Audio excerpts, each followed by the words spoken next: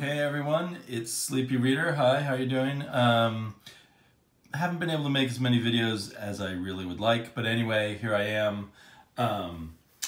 I've been thinking about the Mr. Miracle series. It's kind of a puzzling thing to me. I'm just not sure what it's about. I kind of wish, I don't have issue 4 here, and that was kind of a pivotal issue for me. So that was the one where they had, where Orion and Light Ray and maybe some other people came to Big Barda and Mr. Miracle's apartment and held the trial for him being a traitor.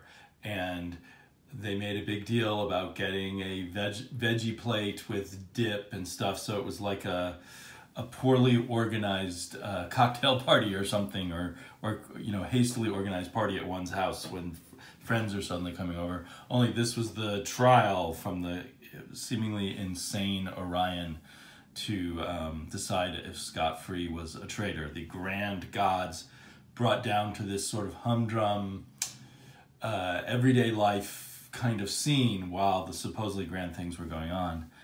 And so my interpretation there was that Mr. Miracle almost was like an underground comic or something, playing on what once would have been an underground comic, playing on the idea of superheroes and just sort of twisting it in a weird new way where everything that's big and cosmic is small and humdrum. But prior to that, I was kind of thinking that Mr. Miracle was mostly about depression and PTSD and things like that, and that, pardon my, our new kitchen table is very wobbly, which is unfortunate. You know, and the constant flashing of Darkseid I was, in my mind, after a while, thinking back on it, Darkseid is depression, Darkseid is PTSD, you know, Darkseid is the darkness in our own brains. But then it's kind of moved on from the feeling of depression for the most part. And I now, so as I'm sort of saying, I'm kind of struggling with how to interpret Mr. Miracle, and issue by issue, to me, you can kind of string a narrative together between the issues, but separate issues seem almost separate riffs, separate takes on different things. And maybe then I'm wondering, is the overall thing of it kind of just taking all this uber cosmic stuff and reversing it and making it as mundane as possible? Maybe this has something to do with the disorienting qualities of modern warfare. I've never been in the army, so I'm just guessing here because I know that, or in the whatever United States forces it might be, not necessarily the army.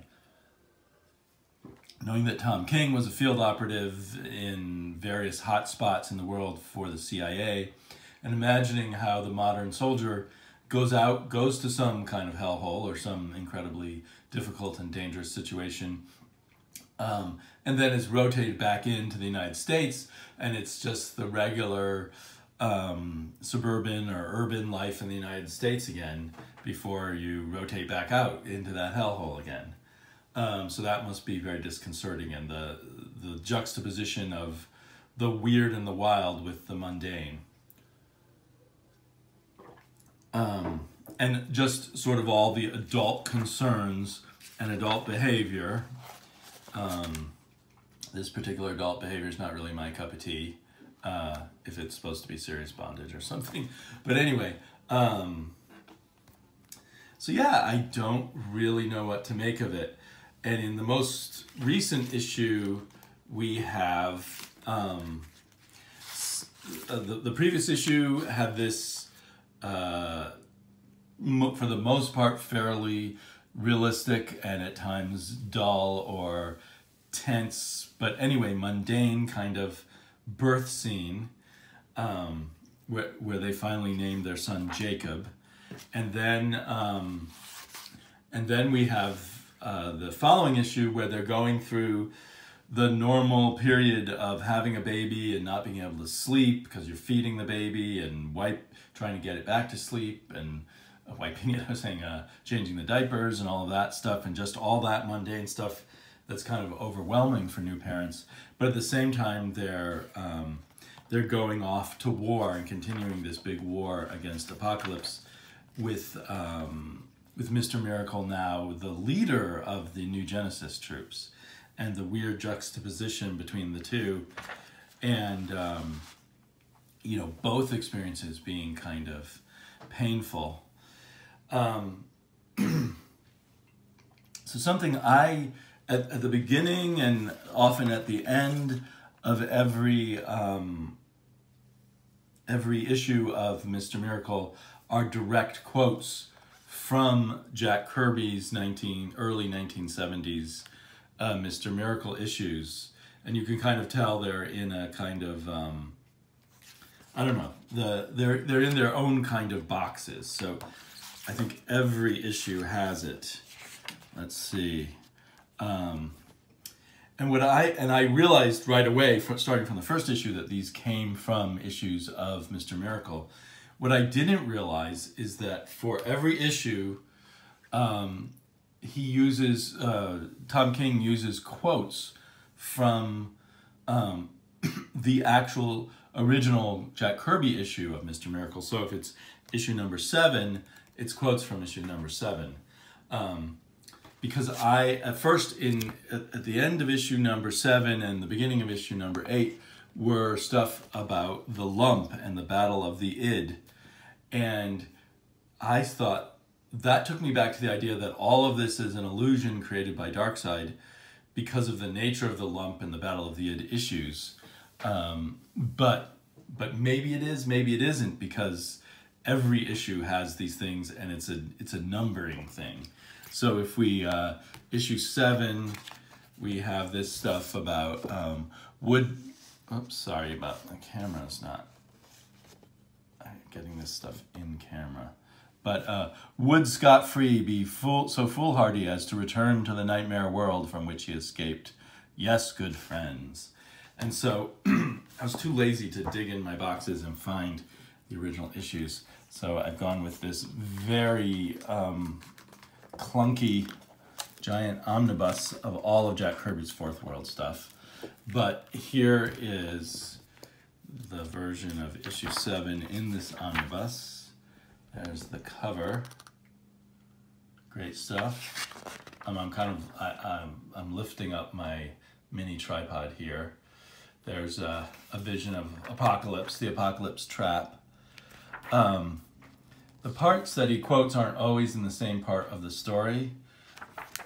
This one comes at the beginning of Kirby had this way of getting a lot of splash pages in. So the credit from the credits page, how do I make this work? So, would scot-free be so foolhardy as to return to the nightmare world from which he escaped? Yes, good friends, it still has roots that must be cut, roots that could reach to earth and destroy all that Scott has learned to love, his friends, his craft, his new life. And besides, death has the same face wherever he strikes. Now that kind of has a sense of the... I think for Jack Kirby, all of the Darkseid stuff, and Apocalypse and the New Gods, in many ways, it was very biblical, but it was also very World War II based. And, you know, the whole idea of you can't just because we were over here in America, you can't let the evil roots of the Nazis over in Germany remain undisturbed. So, but of course, Tom King takes these words and puts them side by side with going to the hospital to have a baby. And, you know, with all this kind of state-of-the-art, or perhaps state-of-the-art, I don't know, to me it's state-of-the-art use of panel layout and digital techniques and Photoshop and everything like that. So, and the kind of indie comics stuff that has been brought into mainstream comics by some people, of just not much happening visually and just subtle changes in the panels. And then at the end of this issue, there's more quotes. Why the baby goes in and out of focus. Because we have a few scenes elsewhere where things go in and out of focus. Is that just an emotional thing, or is that telling us something about the overall plot and reality being jerked back and forth, and all this maybe not quite real? I don't know. But this is where, on the final page of this issue, number 7, he quotes the teaser from the end of Jack Kirby's issue number 7. You guys aren't going to be able to see very much. I'm sorry. Here, the lump. There's the lump. And he quotes the lump stuff over this newborn baby. But the significance of the lump is that the lump is the arena for a mental battle, basically the battle of the id that comes in the next issue. So think of the most ferocious, mind-shattering fight that has ever taken place, and it will fall pitifully short of what awaits our Mr. Miracle. And there it is down there. And only the arena of the gods would produce this combat. Our only vile Granny Goodness would find an adversary like, and of course Granny Goodness at the moment is apparently dead. She's died many issues back now. The lump, killed at the hands of Big Barda. Only scot-free has a chance to survive the battle of the id. So yeah, I don't know, because I'm trying to figure out what the Tom King version is about. I just sort of searched for clues, but I think maybe there isn't much clues. Here's, of course, one of my favorite splash pages. There's Mr. Miracle number 8, and there is Mr. Miracle number 8. There's Mr. Miracle hooked up to the lump and battling inside the lump's mind.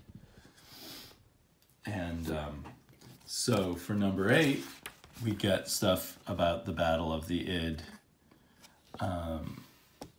while looking at someone from Apocalypse, what is it, Baron Wunderbar, I think, an obvious Nazi, getting killed by, is that Scot-Free in a different outfit, or is that someone else? I'm not sure. With a kind of sniper's gun. Apocalypse, world without mercy. A world without mercy, a jungle of the super strong, the creation of evil gods whose code is shape up or die. Unable to escape the long arm of that code, Scot-Free and Big Barda have returned to face the battle of the id.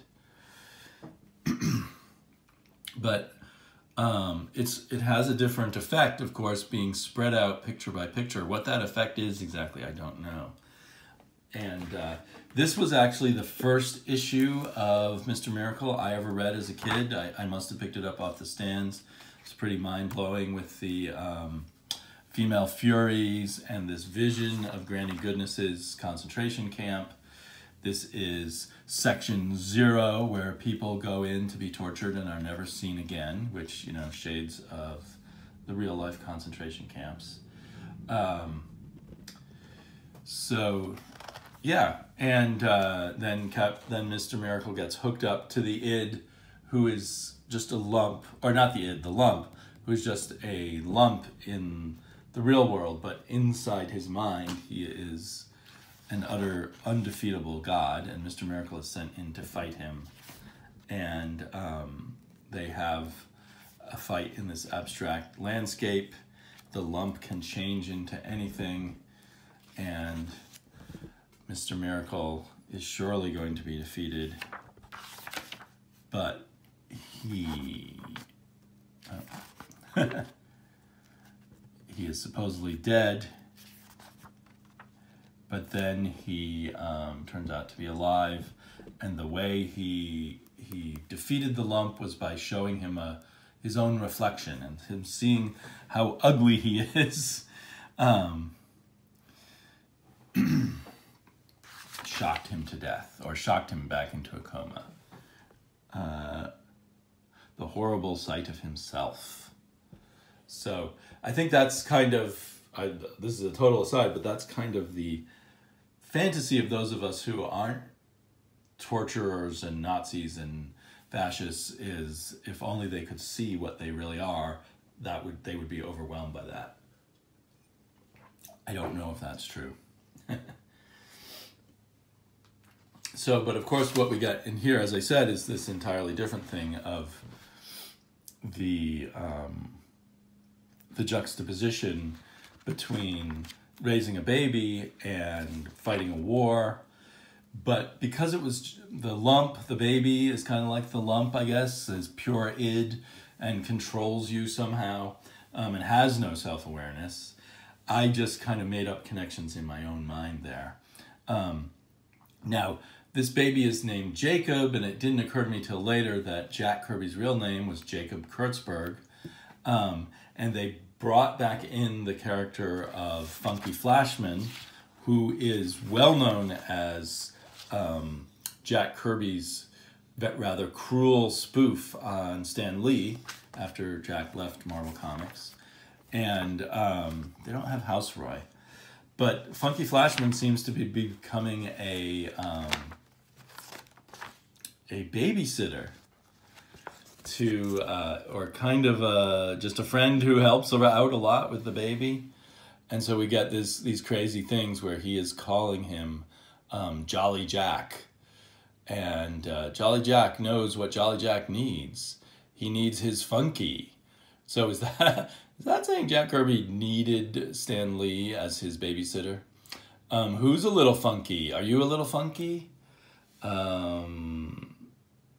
This is not how Granny did it. Can you say funky?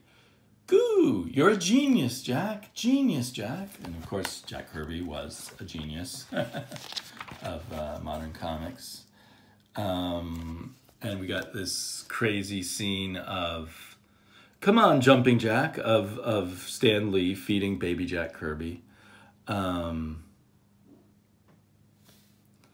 the meanwhile, in the background, Scott Free is talking about the war. What hell does he think war is? So I kind of love that touch. I don't know what it, again, trying to piece together all the parts. I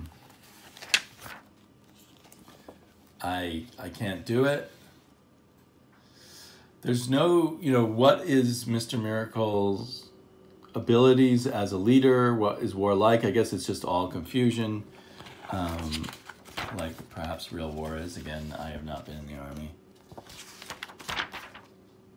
I thought there was one more scene with Funky Flashman.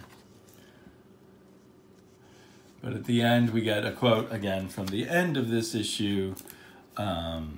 These words here are what bring us out of the Tom King issue. They kill him here, they kill him there, they kill him everywhere. And meanwhile, in the background, a baby is crying. And are we juxtaposing all this violence and fighting with trying to raise a newborn? But he's always turns up alive. So there, they just use this one little bit to fill this whole page. So a really weird juxtaposition. This video is going nowhere. I mean, I have no answers, just little bits and things I've been thinking about of this. I've also been thinking, I love these covers by Nick Darrington. I would like a more straightforward, I would love to see a more straightforward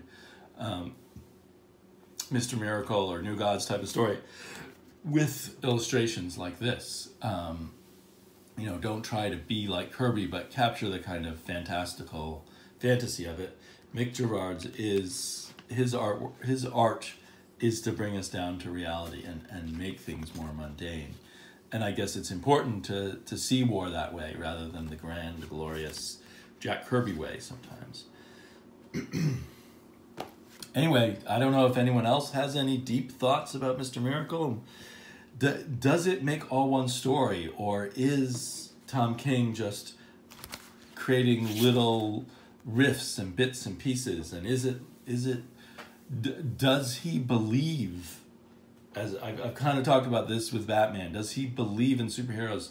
Does he believe in sort of the old-fashioned comic book kind of world, or does he only believe in the real world and he can't believe in this super stuff, so he has to juxtaposition all the mundane real world stuff? Will all of this turn out to be an illusion, or will it tie back?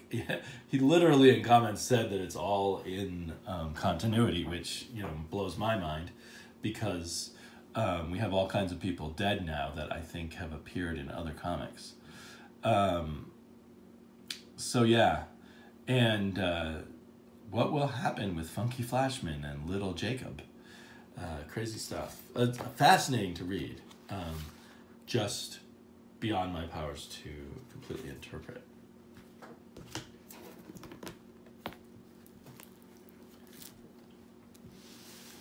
Oof. Well, while I'm here, I'm just going to plow on and talk about a few other comics.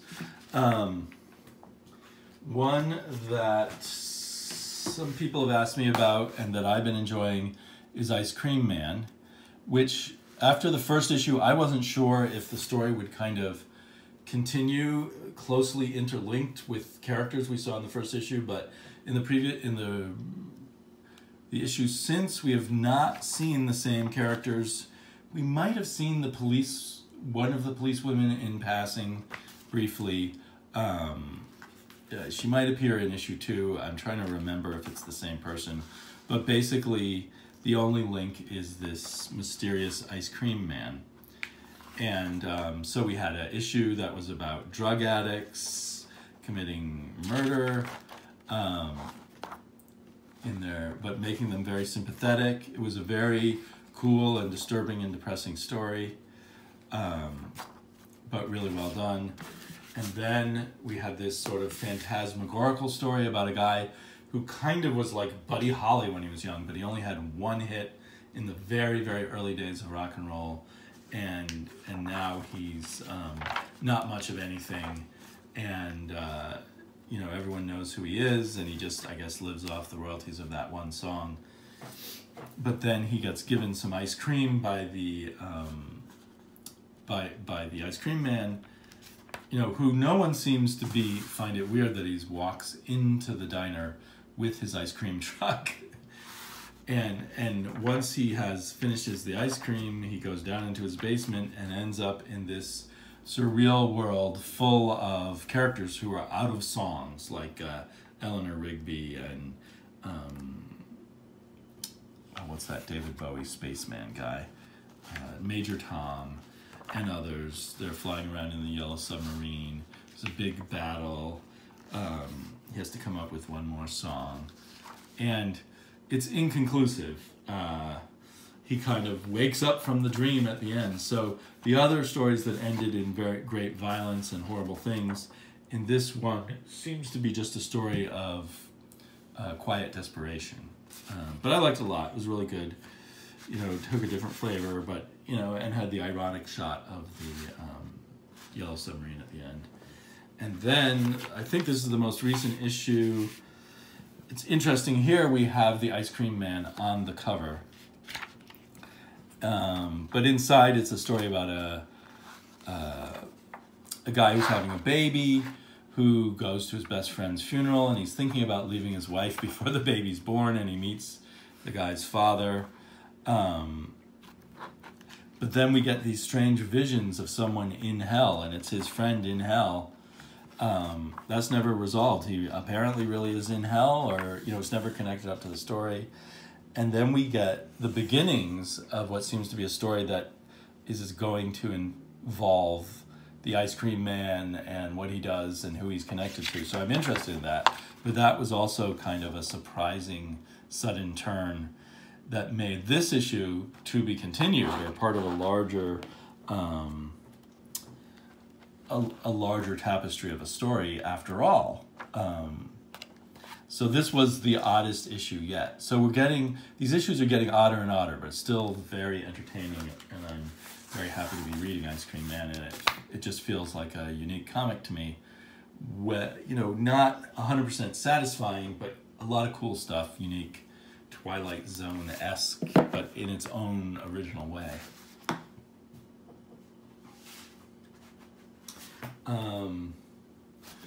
Exo Man of War has continued with the great covers, the great cover stock, and let's see, in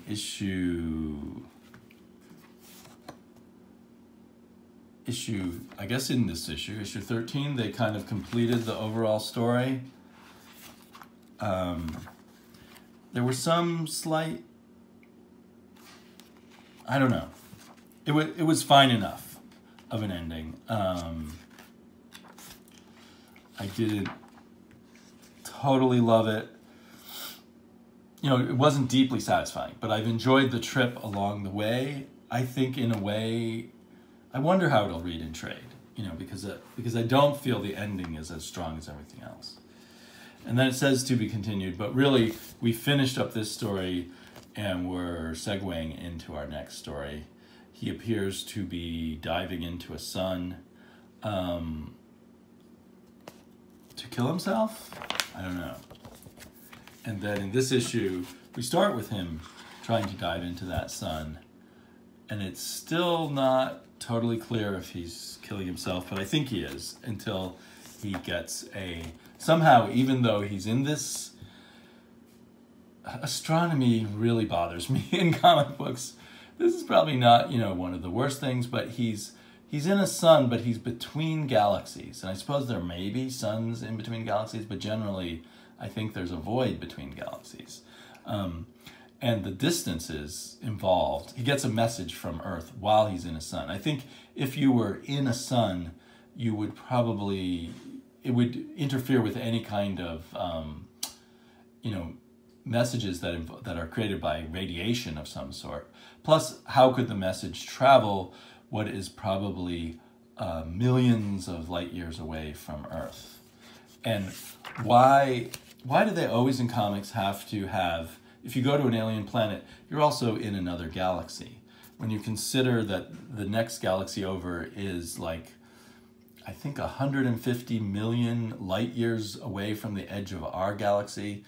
And if you consider that within our galaxy there are somewhere between 100 billion and 400 billion star systems. So plenty of places for alien planets within our own galaxy. But I guess the most basic ideas of astronomy are hard for comic book writers to grasp. And they spread bad understanding of astronomy around as much as they can. Anyway, this was cool. It had an interesting view back to his childhood, and I think coming up we're going to go deeper into his childhood, as I think because Matt Kent wants to skirt around the coming Harbinger War. He was called back to Earth because of the Harbinger War. So this is still a showcase of incredible art. And yeah, I hope it does. I hope the point where I'll probably stop reading this is, or stop getting it in this format, is where it becomes deeply entwined with the current superheroics of the Valiant universe, because then I feel like I have to read all the other issues, and I'm not going to do that till they come out in trades or probably in digital sales, or even read them on Hoopla. But it looks like the next arc is going to be a flashback to him as a barbarian. So it'll be Matt Kent doing the life of Visigoths more than anything about superheroics, and that should be very cool.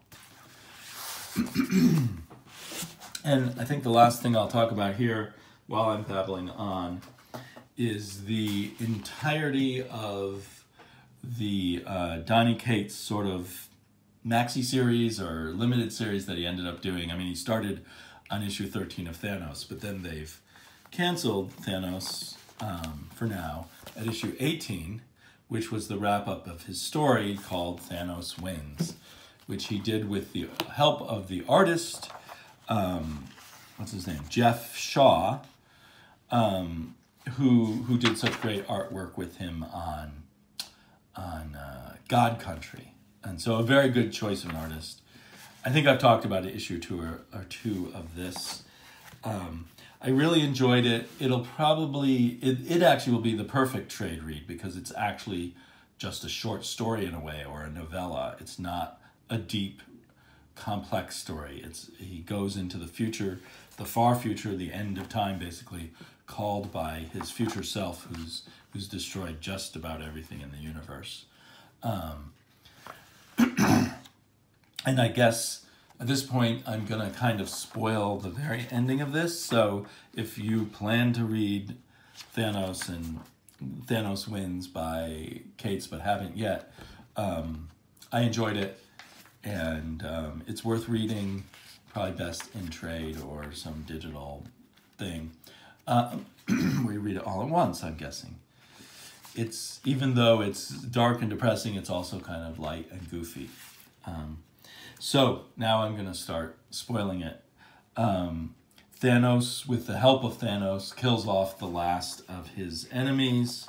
Oh, the other thing about this, a sort of side issue about this, is we get the origin of this new Ghost Rider, who is the Punisher, which is a bit odd because he's pretty goofy, and I don't know, I haven't read the Punisher in a long time. Is the Punisher a goofball now? I don't think so. But anyway, that's his revisioning of what thousands of years of working as the Ghost Rider would do to the Punisher. And basically, we have Thanos versus Thanos, as we discover that the last thing that Death wants from old Thanos is for Thanos to die. So the real reason Thanos has brought younger Thanos, not so young, but younger Thanos, to this end of time is so that he would have someone to kill him. And so they have a big fight. Yeah, okay. And at the end, Thanos refuses to kill him. And I forget what he uses something. Is it part of the Silver Surfer? Is it a gem?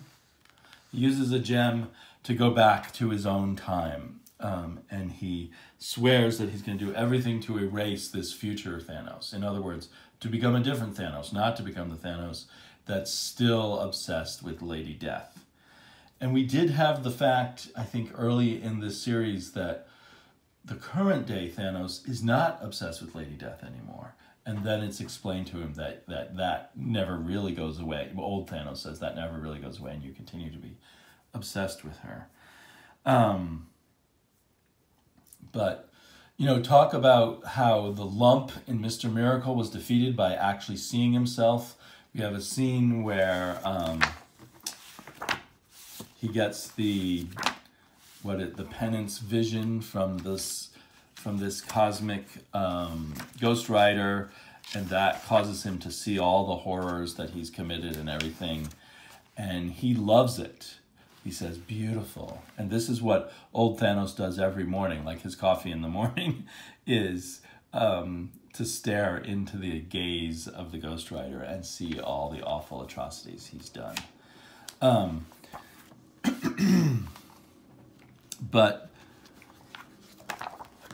yet I'm wondering, what does Thanos want? So he doesn't want death. Does he want to be less about destroying the universe then, if he's not in love with death anymore? I'm not sure. Still, I found it a fun twist.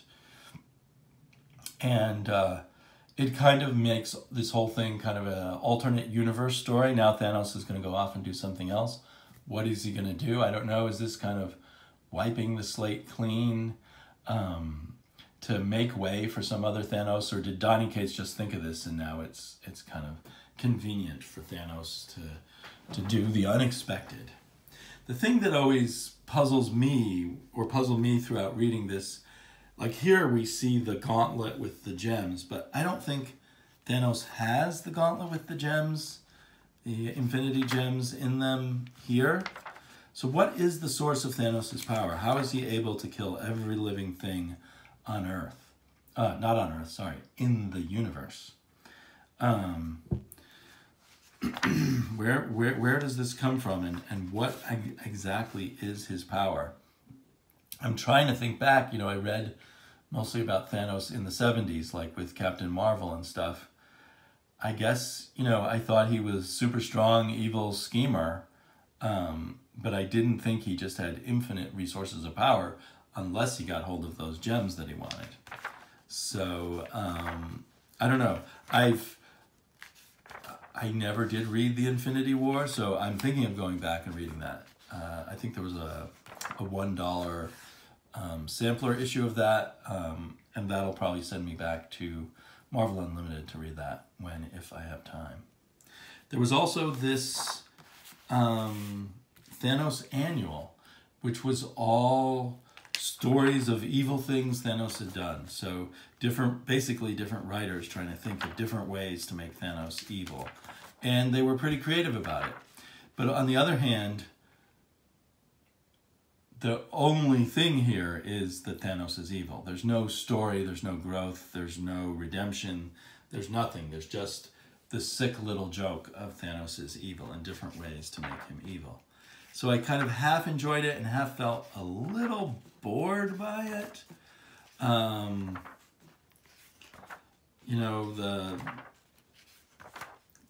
He's the boogeyman, the ultimate boogeyman, in all the different ways you can make a boogeyman. A little like I thought maybe the Ice Cream Man is, but maybe the Ice Cream Man will turn out to be more elaborate. So this Thanos Annual I recommend to people who just want to read a series of horror stories about this cosmic figure. But in that sense, it was kind of clever, kind of fun. So yeah, I've read a lot of comic books in the time that I have not been making